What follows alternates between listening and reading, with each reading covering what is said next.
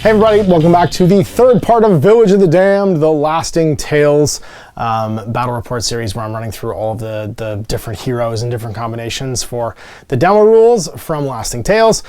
Now this is the big one. This is the full 5 heroes. We're dropping somebody, no hints, but he's short and throws knives, and we're gonna go one further time into the Village of the Damned, which will crank up to 11 because there's gonna be 2 extra clues we have to investigate. As well as, of course, more monsters and a variety of different bad guys to have to fight. So we'll show you the table, show you the heroes, and get this underway. And so here's our adventuring party ready to rock and roll. We've got Merrick the Dwarf, we've got Alessa, the Elf Mage, Fail, the, classic half-orc ranger, Adric the Cleric, and then we have the Barbarian Creeves the Unfallen. Now in 5 heroes, we start with 5 skeletons and 5 giant rats on the table and 3 banshees in reserve. Now, in addition to the 1, 2, 3, 4 buildings, which are all marked with clues, we have 2 other pieces of scatter terrain. These little fanes, rock piles, will also be marked with clues. And all of them must be investigated for the gravesite to appear. Turn 7, night falls, and all the undiscovered clue markers go away, after which point we have the clue markers in turns to destroy the D3 zombies and necromancers that appear. So let's get set up. I can be within 6 of the middle yet again, so we'll have... you'll go, I think, with the dwarf there, and then the ranger's just going to hang out and shoot, I think, for a minute, and the barbarian and the cleric will hang out together. Spawns for the skeletons, so it's going to be 2, 8, 9. 2 is over here. 1, 2, 3, 4, 5, 6, 7, 8, 9. So 2 of them will be over here, and then the last 2 are 8, 9. And then 6 is over here. The ROUSs are going to be on 5, 8, 10. 5 is 1, 2, 3, 4, 5. That's 2. On 11 and 3. So 11's over here. And 3 is over here. We got rats and skeletons everywhere. She's in reserve, and it's round 1. So pick on a hero to go first. Obviously, I win initiative, meaning one of my heroes can go first. That's a solo gameplay joke. Let's, I think, just start with the legend that is Fail, and he's gonna use his lucky charm. I should mention, sorry, ancestral weapon on Cressa. Ancestral weapon actually is gonna go over here on Merrick, and then Cressa's, or well, the lucky charm again on Fail. We'll do the holy water on Adric. We'll have the elf bread once again on the mage. Reeves the potion of rejuvenation so that she can get all her wounds back once per game. Fail, you can shoot 18. So we have a move, an action, and an attack, all of which can be done. I think we start heading. There's the biggest group of dudes is over here. The smallest is this way, so I feel like Creeves should probably just take a walk. His move is 6 plus D6, and he pathfinders, means he ignores difficult terrains. He's gonna go 3 and 3 around to here. Or he could go this way by himself. Who wants to take on a group by themselves? I think you do, actually. Yeah, so because you're pretty tough. So you're gonna go 6 over to here, and you're gonna hum an arrow, and you'll do an aim action, precise shot, and that's gonna give you the ability to get advantage on your shot. And shoot the skeleton. Why not? Shoot him. Long range makes it hard, but that's a 13. No crit though, and it's gonna be D6 damage with that bow. Oh, sorry, we had advantage already because of... I guess we just didn't use our lucky charm. So 3 damage, and he has 2 armor, so roll 5, 6 on either of these. He'll live, otherwise he's dead. He lives with 1, so he's got 2 damage. We go on to Creeves. She's just going to take a run, head towards that building over there, start trying to loot it. Oh no, she wants to run this way, I think. We go on 7, but it heads her towards Adventure, which is where she wants to go, to here. Gets no action, and she has no one to attack. We'll do much the same with the Cleric, Adric. He can run 10, so he's going to run just 8 over to this building. So he can search it next turn. The dwarf is going to hustle. He goes 2d3. Sorry, d3 plus 2, actually. So he goes d3 plus 2. So it's 5, so he goes 10 inches. And he'll run this way. Just 8. And then 2 more, and actually be on this objective. Be done his turn. And then we'll go with Alessa. She's just going to walk 6 to here.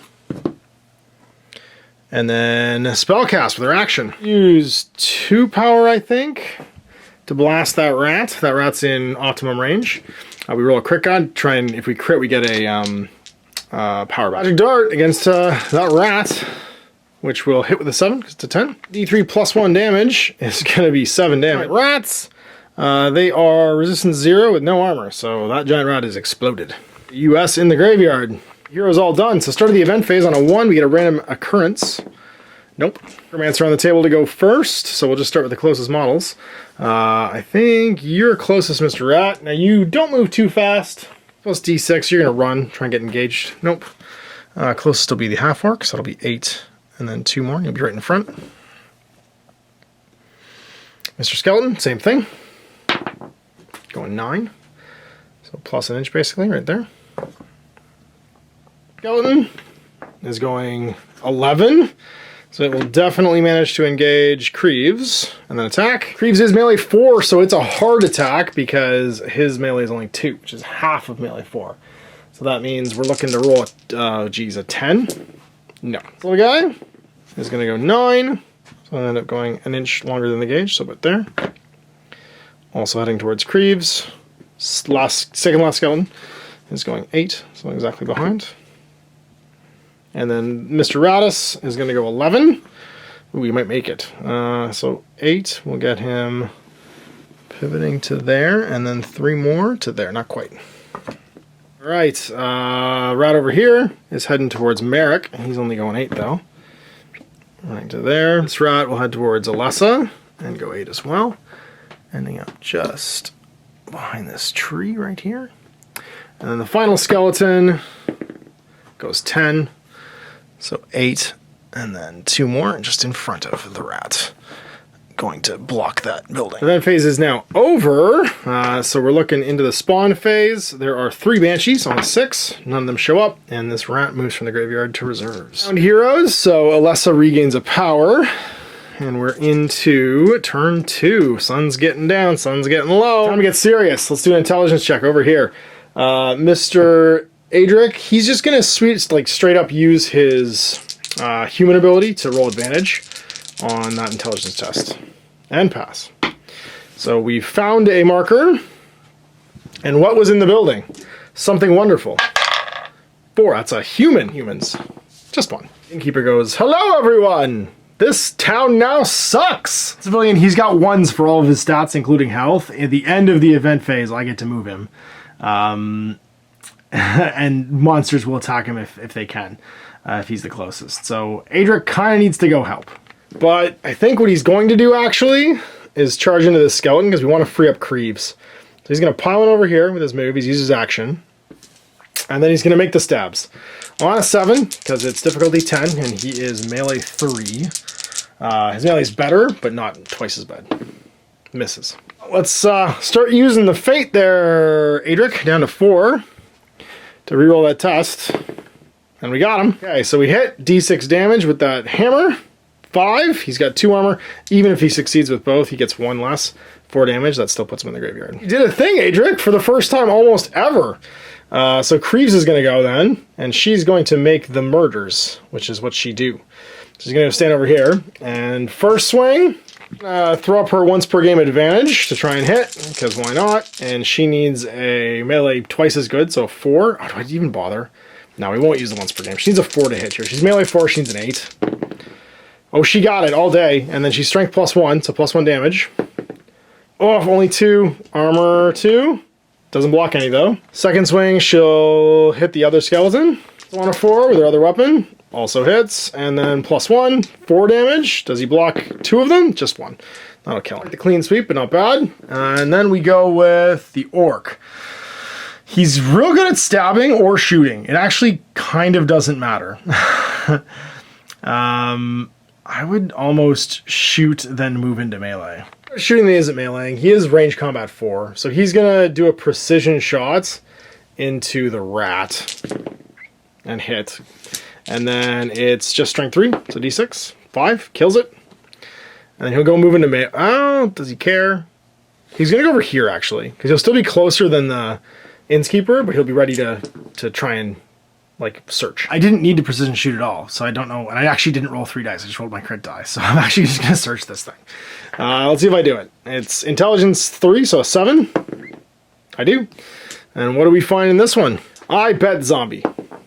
Nope, but something bad. It's a zombie. It's not a booby trap. This thing had a zombie living in it, and he arrives and goes, brains. Things aren't going terrible over here. They're making a mess of these bad guys. Let's start with Merrick, I think. He's going to search as well. 7. Doesn't get it. Spends a fate to reroll it. Merrick, down to 3 fate. That rat shouldn't be able to kill you. So let's see if we can do it. Find some stuff. Oh yeah, all day. And what was in this rock pile? Really buying turns to destroy the tombstone at this point. What was in it? Ooh, a treasure! Place it within 3, so over here. This action will walk and not worry about this guy. I might be able to just go super murder right now with the elf. And she's gonna try. She's gonna go fireball. A single point fireball. And she will be shooting against the rat. So it's in short range, which means it's on a 10. So she needs a 6+. She's got it, but not a crit. And it's D3 plus 1. Didn't quite kill it, unfortunately.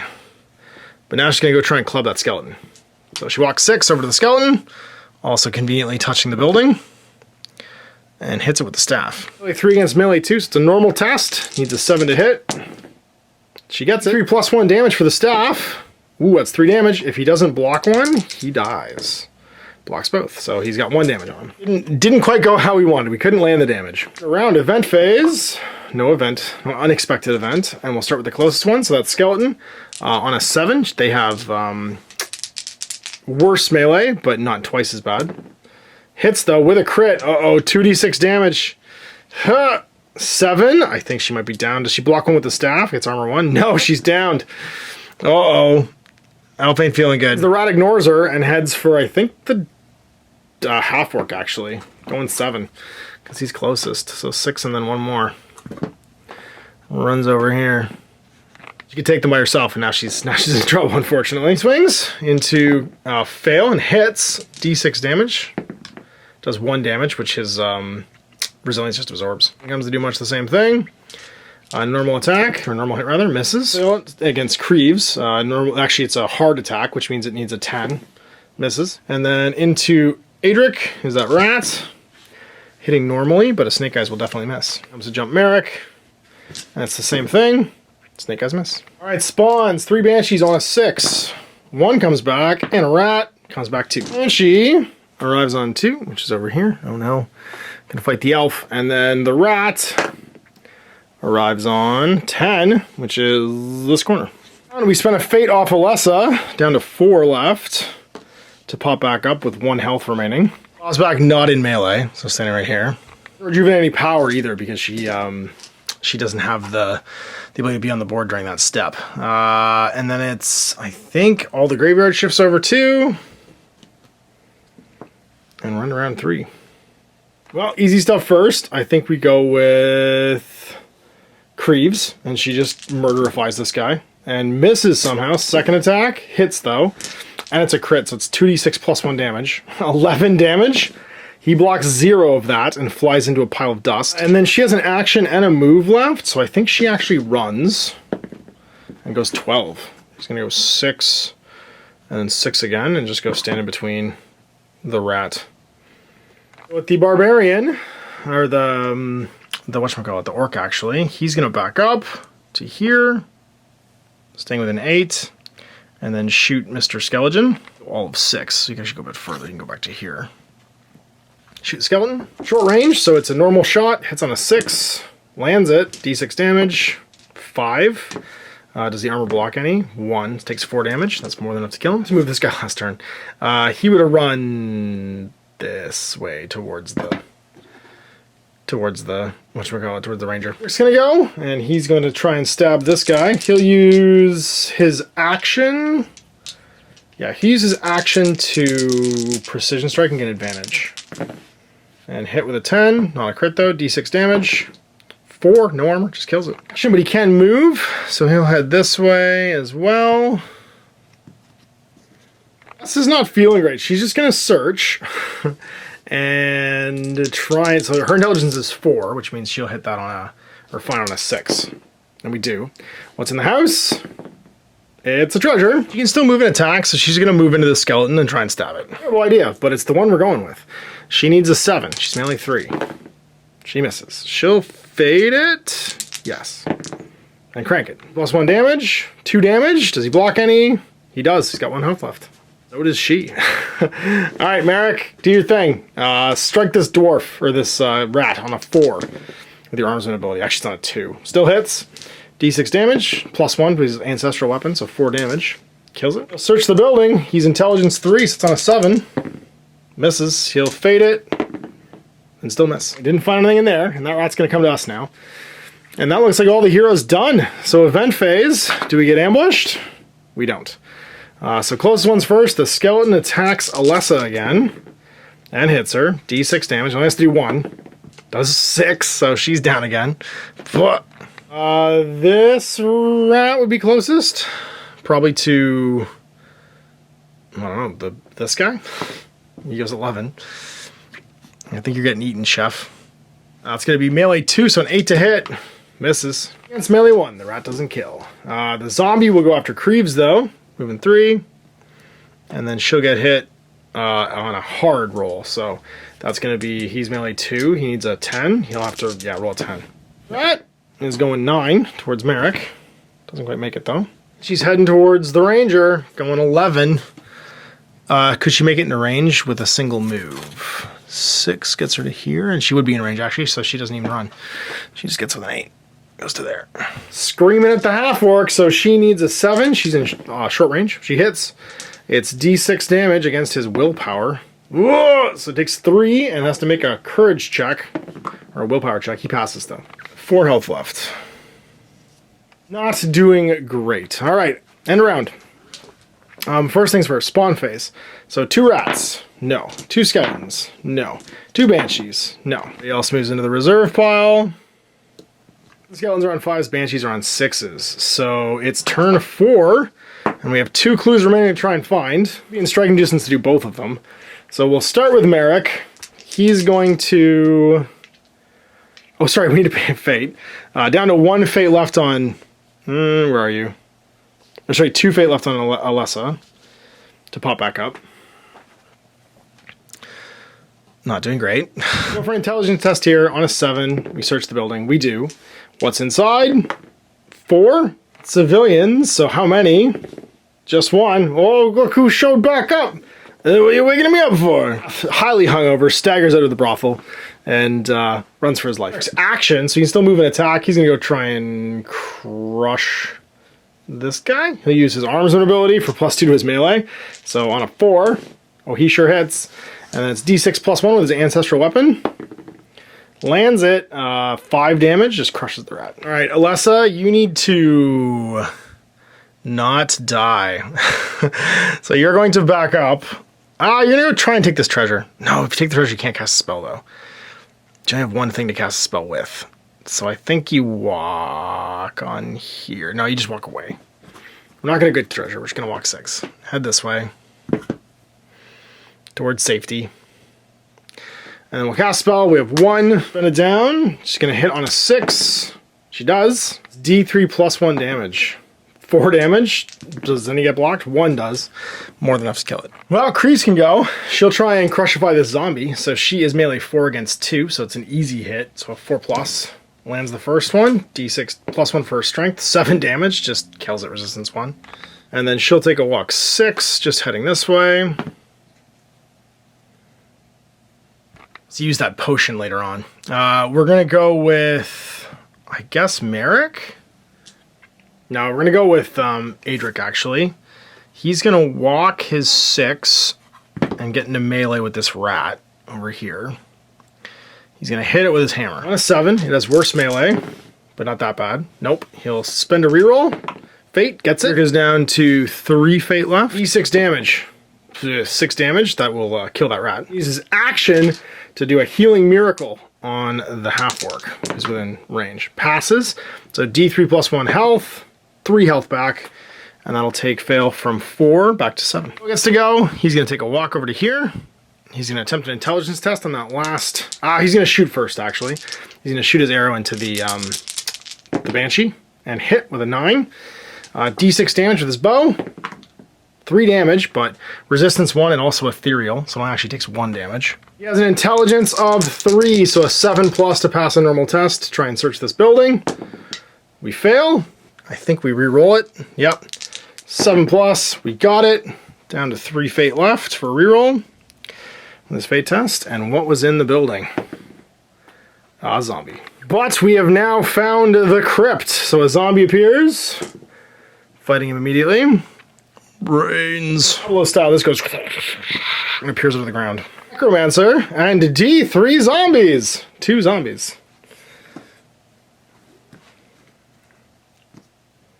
Event phase. Do we get an unexpected event? No. And the Necromancer immediately goes. What happens? What's the special power this round? 6! Full dead. All undead adversaries within 6 inches of the Necromancer gain +1 strike until the end of the rounds. These are super crazy zombies that they make it into melee with us. So then he's a ranged dude, and unfortunately, I think you're closest. So he's going to walk over here to be able to see that civilian, and he's going to blast it with magic. Poor Zath. He's intelligence 4. He's in short range. That will land on a 9 and not quite hit. Zombie goes 11. Sorry, 3 plus D3, so 6 actually. He's not super fast. He heads towards the civilian. This zombie goes 4 towards that civilian. You're 6, and then 4, 10 away. You're 6, and then just over 4 actually. So he's gonna go this way towards this guy. And towards the chef. The innkeeper. And then we got zombie and melee over there with Fail, who's going to attack. Melee 2 against melee 3. He hits. And then D6 damage. 2 damage. He is armor 1, resistance 1. He only blocks 1 of it though, so he's down to 6. Takes the damage. Banshee o'clock, just going to howl at Fail again on a 7. Ranged 3 against a difficulty number of 10. That'll miss a 6. Nobody's downed this time, which is nice. And let's roll for some reserves. Oh no. And where all the reserves come back. 4 rats.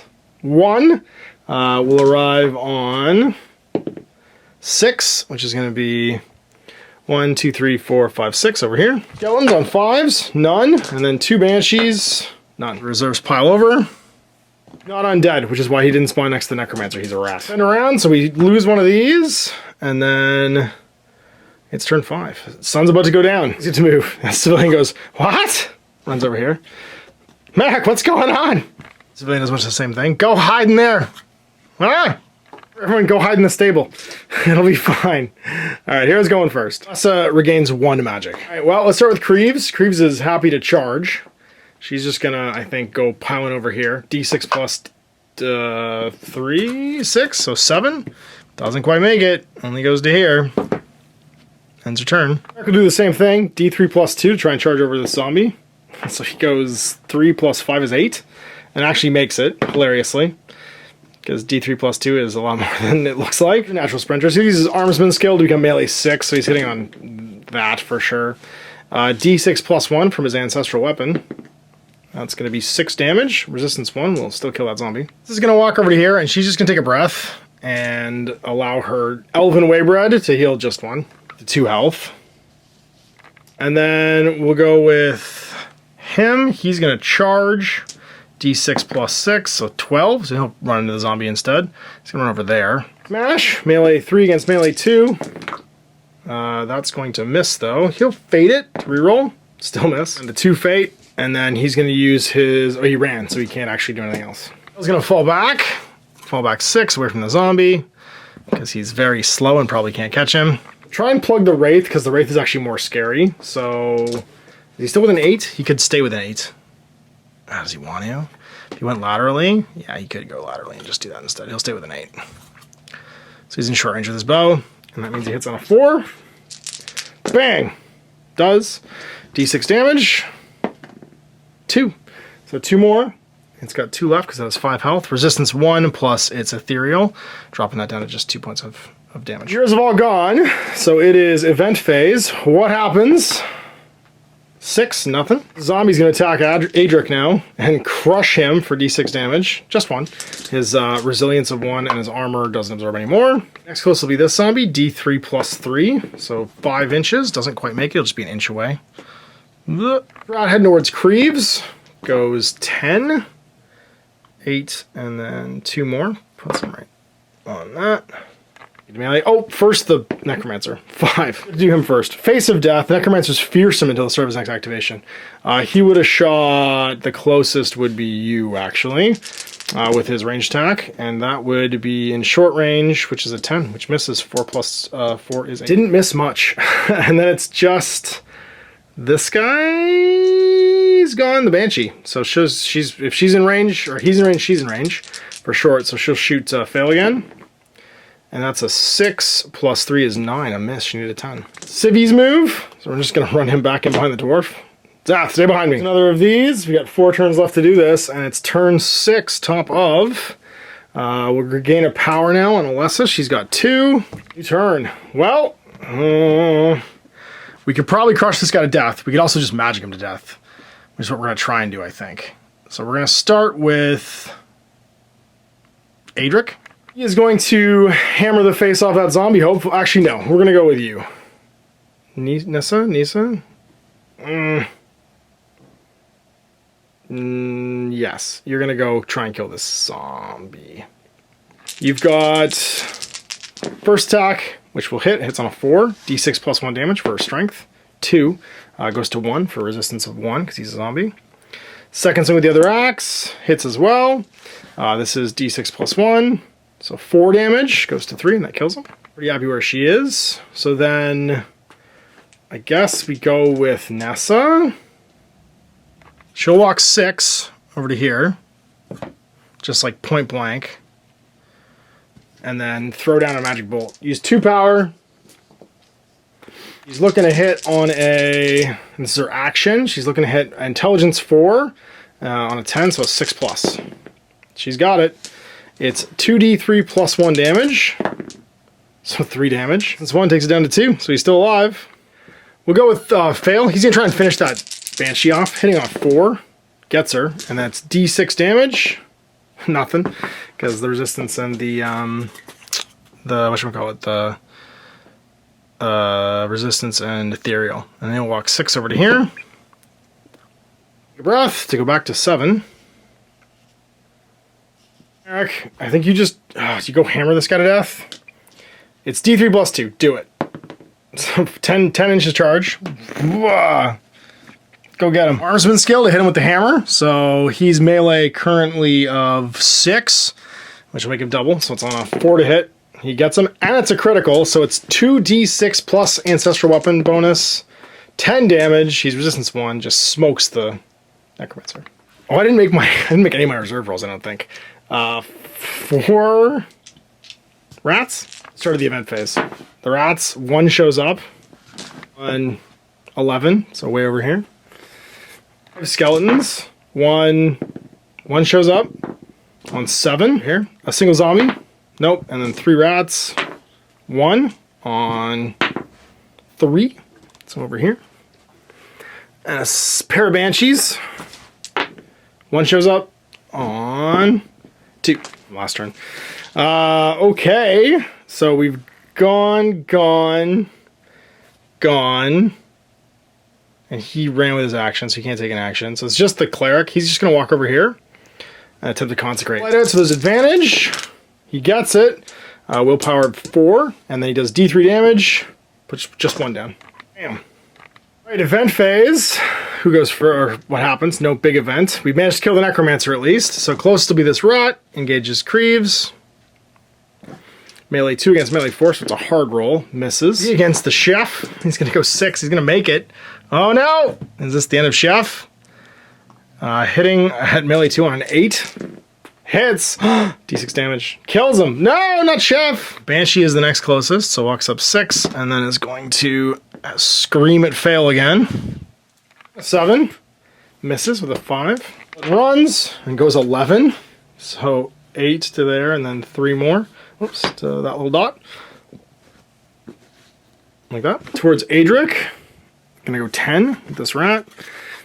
So 6 and then 3 and 1. Put you just about here. Other rat in the background is going 8 as well. Probably towards fail. So to there. And she can't move within range, so she'll run and go 8. Same direction. Okay, well, spawn a clock. Let's see who's gonna show up now. 4 more skeletons on 5s. None. 2 rats on 5s. 1 zombie on a 5. And 1 banshee on a 6. No. And then these guys go into reserve. Knock down, we get a power point back on Alessa. Lose an activation marker. Turn 7, the sun's going down after this. Yeah. Well then, I think we just do the easy thing. Can we consecrate the grave? If we do, we win the game. So Adric's gonna go. He is going to still advantage because the sun's out.